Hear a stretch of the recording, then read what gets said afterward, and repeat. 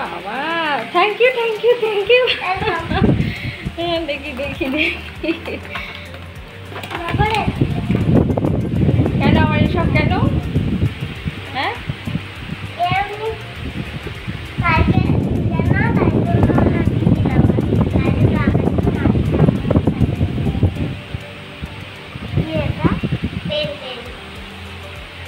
গতকাল ছিল teachers day, আর আজকে আমার ছাত্রী আমার জন্য একটা পেন উপহার নিয়ে এসেছে।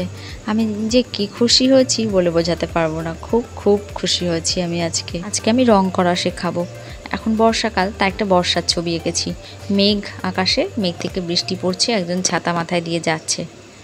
আকাশের মেঘটাকে প্রথমে এরকম কালো দিয়ে আউটলাইন করে নিতে হবে, তারপর সাদা দিয়ে খুব ভালো করে মিক্সিং করতে হবে। এটাকে মিক্সিংও বলে, আবার মার্চ করাও বলে। এবার করব দূরের গাছগুলো। দূরের গাছ তো সবসময় ঘন মনে হয়, তাই সেগুলো ডিপ কালার হবে। গাছের নিচটা এরকম নীল দিয়ে ভরাট করতে হবে, এটাকে বলে প্রুশিয়ান ব্লু। আর তার উপরে হবে ডিপ গ্রিন। আমি যখন খুব ছোট তখন আমার মা নাকি এক স্যারের কাছে আমাকে আঁকতে দিয়েছিল। তখন আমি খুবই ছোট, সে আঁকার কথা আমার কিছুই মনে নেই।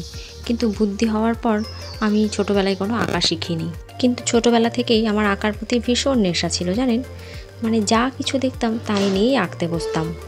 ছোটোবেলায় তো সেরকম বিশেষ কিছু আঁকা যায় না, বইয়ে যা দেখতাম, তারপর লেখার খাতায় যদি কোনো কার্টুন টাইপের কিছু ছবি দেখতাম, যা দেখতাম তাই দেখে এঁকে ফেলতাম। সবাই দেখে প্রশংসাও করতো।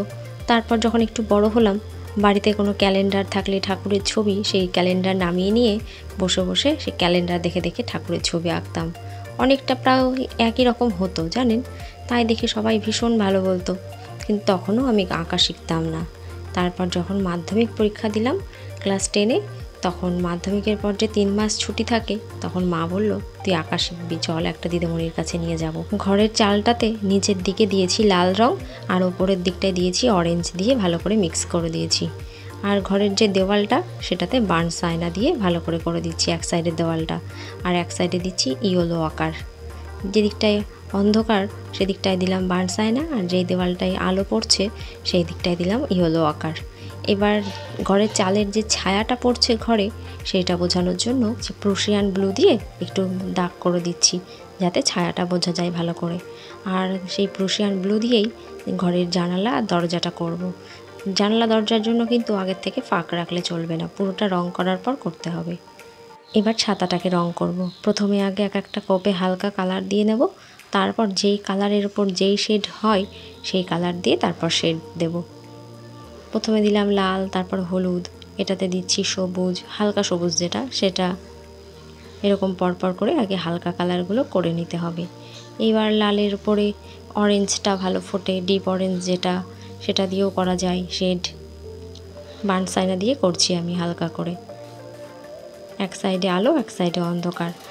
আর যেটাতে হলুদ রং করেছি তার উপর একটু অরেঞ্জ দিয়ে শেড দিয়ে দিচ্ছি, যেটাতে হালকা সবুজ সেটার উপর আবার ডিপ সবুজ দিয়ে শেড দিচ্ছি। এইভাবে বুঝে বুঝে শেডগুলো দিতে হবে যে কোন কালারের উপর কোন কালারের শেডটা যায়। তারপর যেদিন প্রথম ওই দিদিমণির কাছে ভর্তি হতে গেলাম আঁকার জন্য, তা মা তো গিয়ে গল্প করছে যে মেয়ে বাড়িতে যা দেখে তাই দেখে ছবি আঁকে, সব কিছু দেখে দেখে আঁকতে পারে। তা দিদিমণি বলল আমার কাছে কিছু একটা বসে আঁকতো, তারপরে একটা কার্টুন আঁকতে দিয়েছিল। তারপর যে এঁকেছিলাম বলেছিল বাহ খুব সুন্দর হয়েছে। তারপর সেদিন থেকে শুরু হলো আমার আঁকা শেখা। তারপর আস্তে আস্তে 2-6 মাস পরেই দেখতাম দিদিমণি সব দায়িত্ব দিত আমাকে বাচ্চাদের সামলানোর জন্য।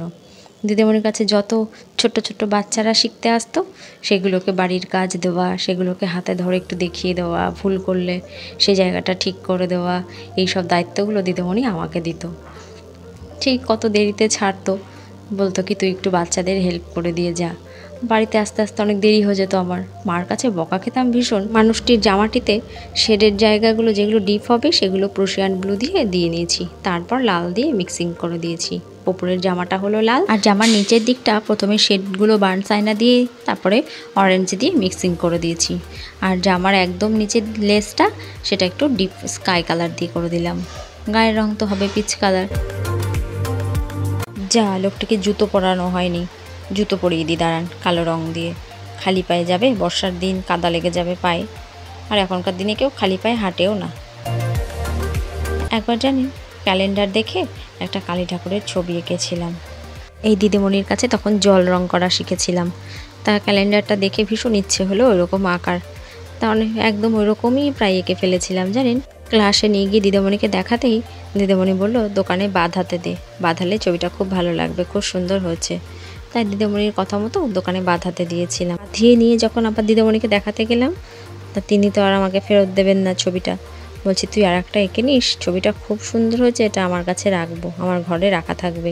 ওই দিদিমণিকে তখন মিথ্যে কথা বলেছিলাম যে ছবিটা আমার মাসিরা চেয়েছে, তাই মিথ্যে কথা বলে কোনো রকমে আর কি বাড়িতে নিয়ে এসেছিলাম। ছবিটা এখনও আমাদের বাড়িতে রাখা আছে দেওয়ালে। এই যে ঘাসগুলোতে ডিপ গ্রিনের পর এবার হচ্ছে ডিপ সবুজ। প্রথমে প্রুশিয়ান ব্লু দিয়ে নিয়েছি, এরপর ডিপ গ্রিন, তার উপরে হবে লাইট গ্রিন। এভাবেই খুব ভালো করে কালারটাকে মিশিয়ে দিতে হবে। এই দিদিমণির কাছে বছর 2 মতো শিখেছিলাম। 12 ক্লাসে যখন পড়ি তখন আবার একটা নতুন স্যারের কাছে গেছিলাম শিখতে। তাও স্যারের কাছে গিয়েও তাই, সে স্যার আবার আমাকে ধরিয়ে দিত সব বাচ্চাদেরকে, বলতো তুমি এদের বাড়ির কাজগুলো একটু দিয়ে দাও, একটু রঙটা ঠিক করে দেখিয়ে দাও। আবার স্যারের যে আর এক জায়গায় ক্লাস ছিল সেখানে আমাকে যেতে বলতো বাচ্চাদেরকে শেখানোর জন্য, আর বলতো যে তোমারও প্র্যাকটিস হয়ে যাবে। তা আমিও সেই ক্লাস সামলানোর জন্য স্যারের সাথে ওখানে যেতাম। স্যারের কাছে বেশ কয় বছর আমি আঁকা শিখেছি। আর স্যারের কাছে আঁকা শেখাকালীনই আমি টিউশন ধরি আঁকানোর। আসলে টিউশন ধরাটা আমার কিভাবে হচ্ছিল জানেন, সেও এক গল্প।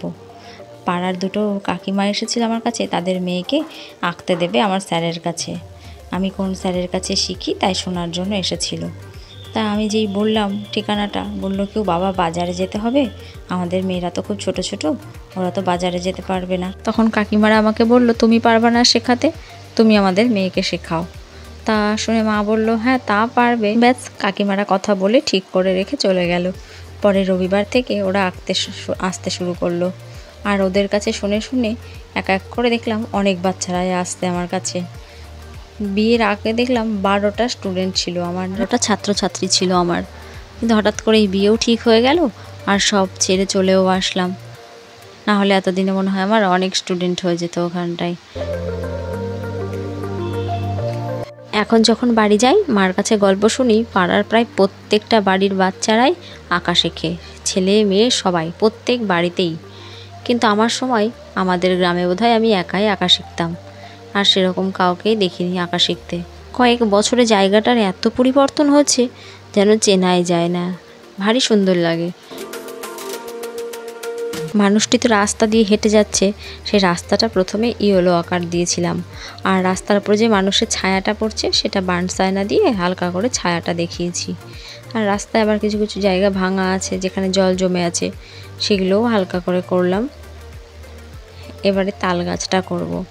গাছগুলো সব কিন্তু একদিকে হেলানো, হেলিয়ে রাখা, তার মানে বোঝা যাচ্ছে আগে ঝড় হয়েছে, ঝড়ের বৃষ্টির ছবি।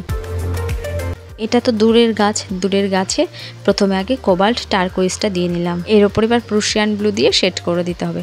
দূরের গাছটাকে সবসময় এভাবে করতে হবে। ব্যাস, মোটামুটি আমাদের ছবিটা হয়ে গেছে।